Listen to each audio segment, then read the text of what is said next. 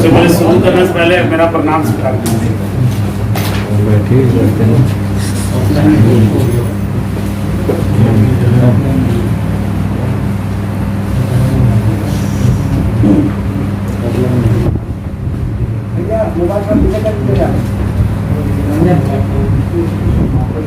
हमारे मीडिया बंधु, इलेक्ट्रॉनिक और प्रिंट, सबका आज के पीसी में स्वागत करते हैं। आप लोग समय निकाल कर आए। किसी ऐसी व्यवस्था है, स्टेट लिस्ट है, जो परिस्थितियाँ वैश्विक महामारी से उत्पन्न हुई, उससे इस राज्य को, इस देश को आगे ले जाने में यदि कोई विभाग सबसे ज़्यादा मशक्कत करेगा तो कृषि का। जो माइग्रेंट लेबर आए हैं, तो यहाँ पर छोटे मंझोले किसान हैं, वैसे किसान जो कर्ज ऋण से दबे हुए हैं, उन सबको लेकर सरकार ने अपनी तैयारियां की।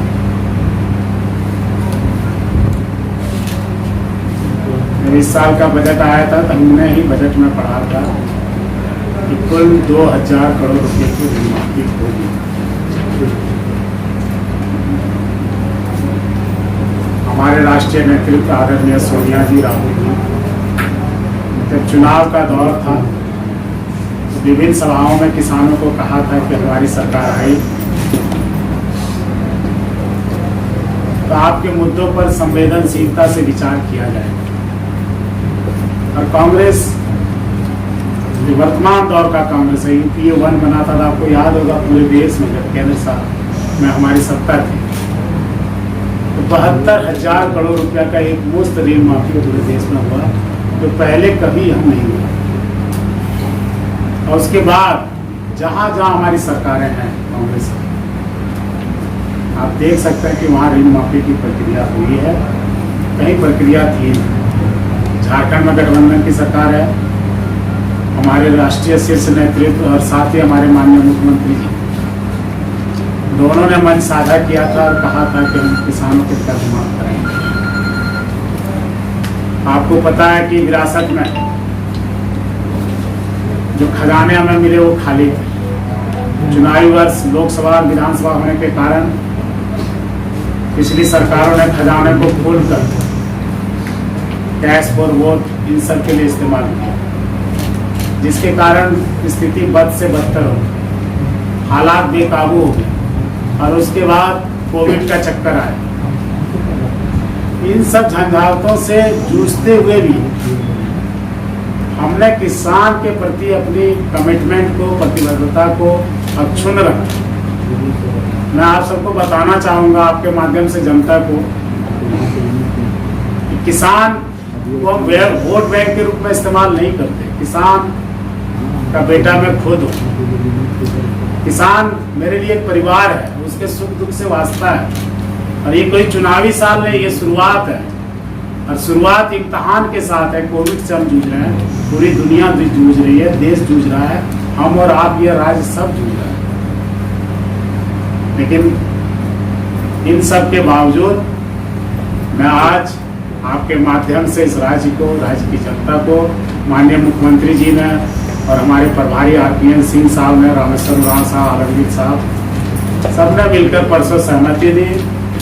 जो 2000 करोड़ की ऋण माफी की प्रक्रिया थी वो टेक्निकली माननीय मुख्यमंत्री जी से साइन होकर अब मेरे ऊपर है कि कितने जल्दी इसको लोगों को डिस्पर्स करें।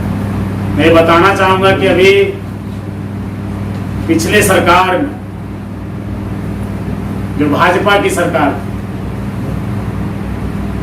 जितने भी किसानों ने कर्ज दिए 1 अप्रैल 2014 से 31 मार्च 2020 तक तकरीबन 7,61,869 869, यानी लगभग 8 लाख लॉनी फार्मर हैं।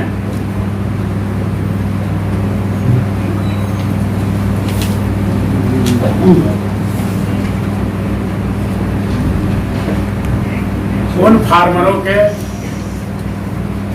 ऋण माफी की व्यवस्था यह सरकार कर रही है जो उस सरकार में कर्ज के बोझ तले दब गए थे, उनके भविष्य अंधेरे में था, कोई ठोस पहल नहीं किया गया था। हमने अपनी प्रतिबद्धता को दर्शाते हुए माननीय मुख्यमंत्री जी ने, हमारे शीर्ष नेतृत्व ने, गठबंधन सरकार के सभी सहयोगी ने यह निर्णय लिया कि यह काम इस साल इसी वित्तीय वर्ष में पूरा करना जा रहा है। ये ऋण माफी की बात हुई। दूसरा,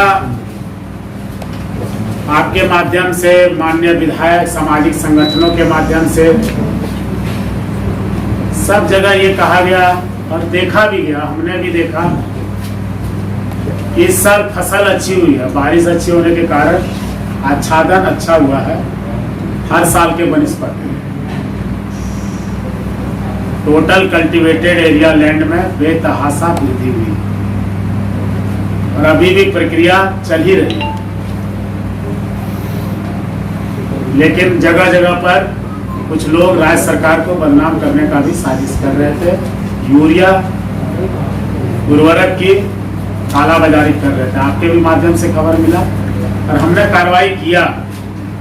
मैं आपको बता दूं, इस सरकार ने थोक उर्वरक विक्रेताओं और खुदरा विक्रेताओं पर कार्रवाई के सख्त निर्देश दिए, हमने अपने स्तर से दिए। इसको लेकर 24 जिला के उपायुक्तों के साथ वीडियो कॉन्फ्रेंसिंग के द्वारा समीक्षा की गई। परिणाम ये रहा कि सभी जिला के उपायुक्तों द्वारा विक्रेताओं पर कड़ी कार्रवाई सुनिश्चित की गई।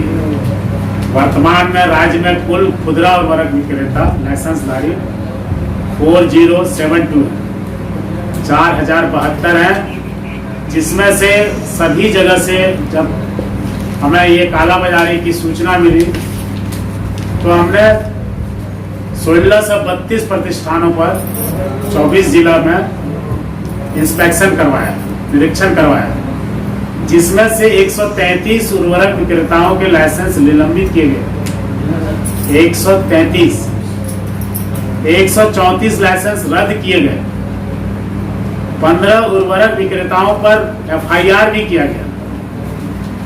थोक विक्रेताओं की बात करें, होलसेलर्स की, तो उनकी संख्या 217 है, जिसमें 77 प्रतिष्ठानों पर छापे मारे गए। हमारी मंशा को आप समझिएगा, ये पहले कभी नहीं हुआ था।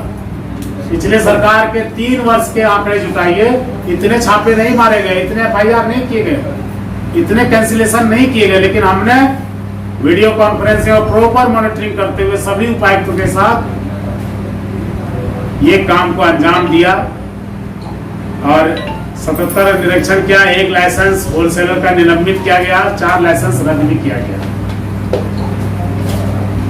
जब 17, 18, 18, 19 और 19, 20 3 वर्ष को मिलाकर इस वर्ष 1632 में हमने इंस्पेक्शन कराया। इन 3 वर्षों में 2567 प्रतिष्ठानों का निरीक्षण किया गया और मात्र 63 विक्रेताओं पर लाइसेंस निलंबित किया गया। मैं बताना चाहूंगा, अकेले बोकारो जिला में 72 दुकानों का लाइसेंस हमने ये किया। पूरे 24 जिला में ये 63 का लाइसेंस कैंसिल कर देते और हमने किसानों की वेदना को देखते हुए बोकारो में सिर्फ 72 लाइसेंस कैंसिल किए।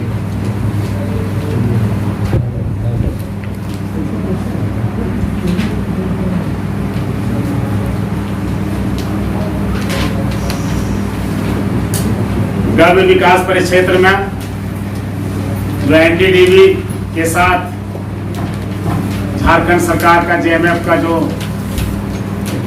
अनुबंध था, MOU था, पिछली सरकार में वो MOU खत्म होने के कगार पर, जिसके कारण साहेबगंज, देवघर के सायर, पलामू, इन सब जगहों पर जो डायरी बड़े बड़े बंद रहे थे डायरी प्लांट, उसके पूर्ण होने पर प्रश्न चिन्ह लग गया। गठबंधन की सरकार आई, चीजों की समीक्षा की और इसके पीछे के मंशा को भी भाग दिया। हमने फिर से NDDB के साथ MOU करने का प्रक्रिया प्रारंभ कर दिया है और शीघ्र ही वह दिन आएगा जब आपको आंकड़े के साथ ये चीज उपलब्ध कराया जाएगा। इस साल बीपीएल के साथ साथ एपीएल महिलाओं को भी 50% अनुदान पर 2-2 गाय, दुधारू गाय का वितरण का लक्ष्य रखा गया। मतलब टोटल 12,000 गायों का वितरण 24 जिला में हम करने जा रहे हैं, जिसमें इस बार पहले बीपीएल था, इस बार बीपीएल के साथ एपीएल भी है। उसमें सभी विधवाओं को प्राथमिकता दी जाएगी। और वैसे जो निसंतान दंपत्ति हैं उनको 30,000 डेयरी कृषकों जो गौ विकास से जुड़े लोग हैं उनको पहली बार किसान क्रेडिट कार्ड दिए जाएंगे। और उसके लिए फॉर्म का वितरण पूरे राज्य में विधायक के माध्यम से, ऑफिस के माध्यम से, हमारे माध्यम से कर दिया गया। 3,000 नए कृत्रिम गर्भाधान केंद्रों, जो आपने देखा होगा कि पिछले बार जो केंद्र सब संचालित कर रहे थे उसमें कुछ गड़बड़ियां पाई गई। धनबाद में बायक पर FIR भी किया गया। उसी तरह और जो सब थे उनमें भी गड़बड़ियां पाई गई। तो हमने अपने सोर्सेस से, जो हमारे पास ट्रेंड लोग हैं, 3,000 नए कृत्रिम गर्भाधान केंद्रों की संचालन की कार्रवाई प्रारंभ कर दिया और ये प्रक्रिया अधीन है। कोऑपरेटिव डिपार्टमेंट की बात करते हैं। 5,000 मैट्रिक टन की क्षमता वाले जो कोल्ड स्टोरेज है 14 जिलों में वो निर्माण की प्रक्रिया में है। कोडरमा और दुमका में शीघ्र इसका निर्माण प्रारंभ किया जाना। और इस वित्तीय वर्ष में पाकुड़ और सरायकेला खरसावां में भी कोल्ड स्टोरेज देने का हमने बजटीय उपबंध कर दिया है। राज्य के 93 प्रखंड में प्रखंड स्तर के 30 मैट्रिक क्षमता टन के एक कोल्ड रूम का निर्माण भी प्रक्रियाधीन है। लॉकडाउन के दौरान हमारे विभाग के वेज फ्रेट द्वारा डोर टू डोर सब्जी का भी डिलीवरी किया गया। आपने देखा होगा रांची में हमारी गाड़ियां दौड़ती थी, साहेबगंज में दौड़ता था, धनबाद, बोकारो, गिरिडीह में भी दौड़ता था।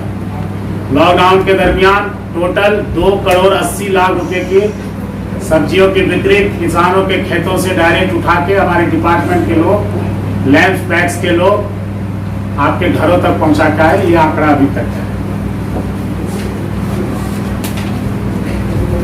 झांसको लैंप एवं झांसको फेड के द्वारा 2 करोड़ 40 लाख रुपए मूल्य के लाह एवं लघु वनपोष की क्रय इस साल की गई है।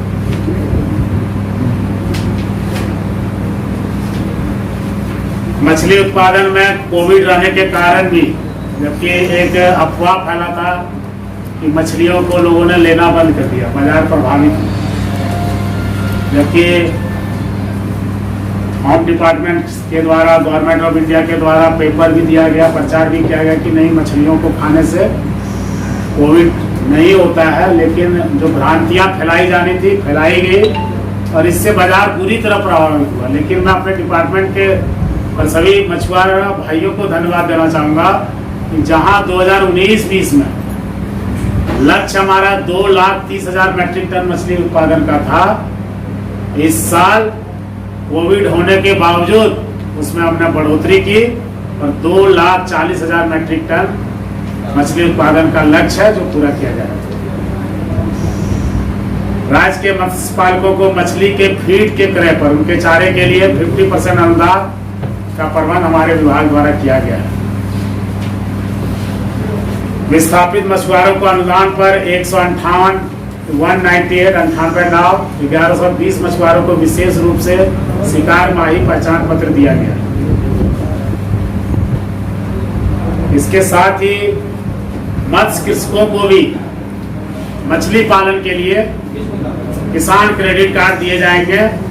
अब तक इस क्षेत्र में 18,657 आवेदन प्राप्त हुए, उनको भी किसान क्रेडिट कार्ड देने का काम किया जाएगा। इस साल मैं बता दूं,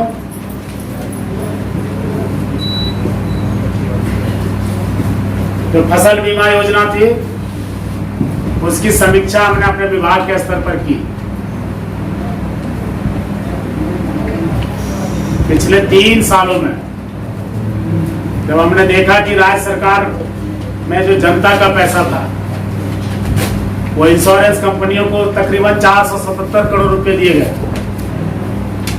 और उसके एवज में मात्र हमारे किसानों को 70 करोड़ के आसपास का लगभग भुगतान हुआ। आंकड़े बताते हैं कि हमें फायदा किसको पहुंचाना है, किसानों को या कंपनियों को। राज्य की गाढ़ी कमाई, जनता के खून पसीने की कमाई का पैसा इंश्योरेंस कंपनियां 3 सालों में लेकर चली गई, लेकिन किसानों को मात्र 70 या उससे लगभग कुछ आंकड़ा वो मिला। तो हमने इसको बंद करने का ये किया कि हम अपना राहत कोष, अपना ट्रस्ट बनाएंगे और डायरेक्ट किसान के क्षतिपूर्ति का भरपाई हम खुद करेंगे। कोई बाहर की इंश्योरेंस कंपनी पर निर्भर नहीं रहेंगे। हालांकि जिन्होंने बीमा कराया, हमने इंश्योरेंस कंपनियों को कहा कि एश्योर्ड क्लेम का आप एफिडेविट दे दें, आप प्रीमियम के 140 करोड़ रुपए ले जाए, हम किसानों को मुआवजा दिलाने में सहयोग करेंगे। लेकिन अभी तक पत्राचार पर पत्राचार हो रहा है, भारत सरकार को चिट्ठी पर चिट्ठी लिखा जा रहा है, लेकिन उनका एफिडेविट अभी तक नहीं आया कि हम किसानों को जो बीमा किए हैं इतने किसानों को फसल बीमा देंगे। तो ये सरकार जनता की सरकार है, किसान के लिए काम करेगी, कंपनियों के लिए काम नहीं करने जा रही है।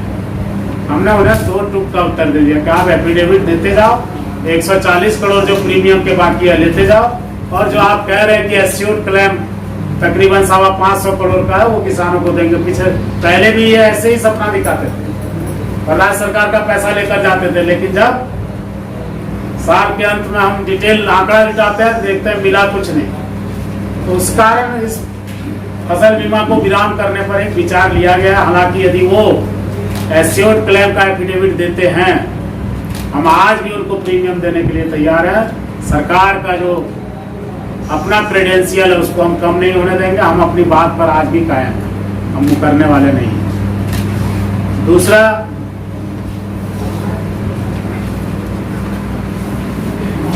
माननीय मुख्यमंत्री जी आदरणीय रामेश्वर उरांव साहब, आलमगीर आलम साहब, सत्यानंद भोक्ता साहब जो गठबंधन के विभिन्न दलों के प्रतिनिधित्व करते हैं सरकार में, जो आगामी बजट होगा उस बजट में के परसेंटेज में आप देखिएगा कि कृषि को ज्यादा महत्व दिया जाएगा।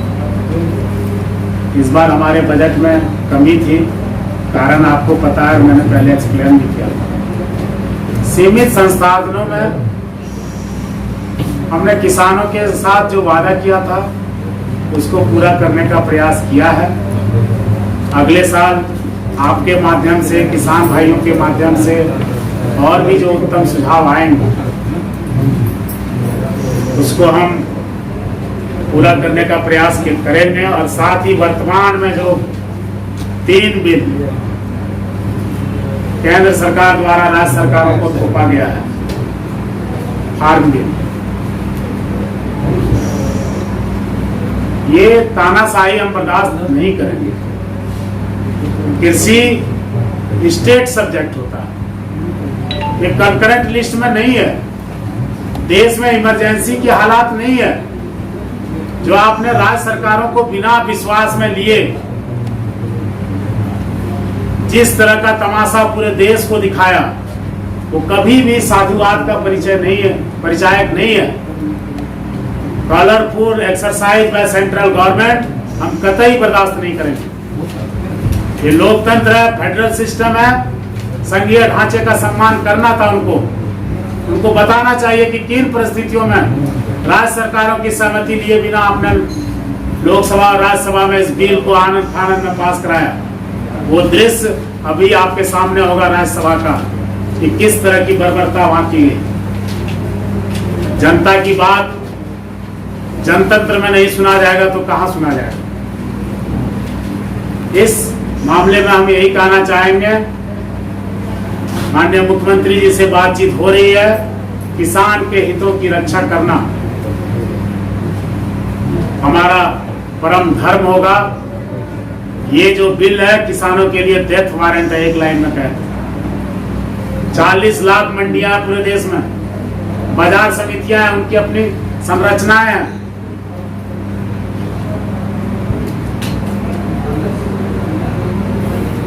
उन सब पर आज उसके भविष्य पर प्रश्न चिन्ह लग गया।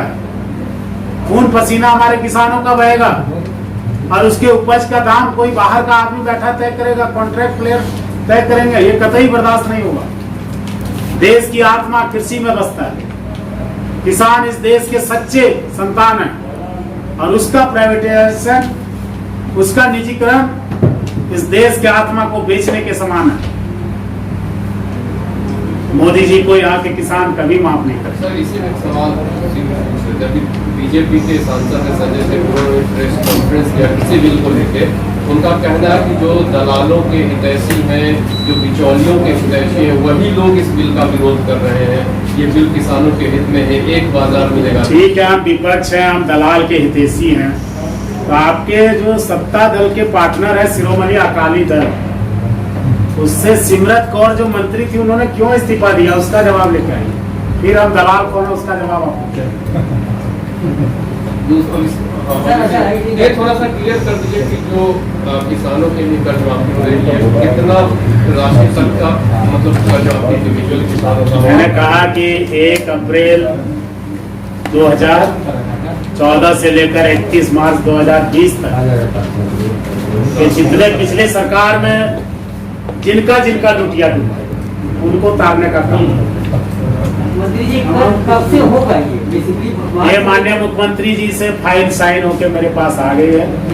अब हम आपसे रूबरू रहते हैं। अब हम यहाँ बैठ के इसी वित्तीय वर्ष में तो अभी 7 महीना बताइए, महीना क्या है बेसिकली है क्या? मार्च से अभी तक क्या होगा? हर प्रेस कॉन्फ्रेंस में आपने इसकी घोषणा की है चीजों को। इसके बाद हम जो विपरीत परिस्थितियां उससे भी चूसते वो भी बताया आपने, लेकिन अभी जानना चाहते हैं कि अब हम मीटिंग नहीं कर सकते थे कोविड के कारण। अब चीजें सामान्य हुई है और इसके लिए एक विभाग की महत्वपूर्ण बैठक होने जा रही है।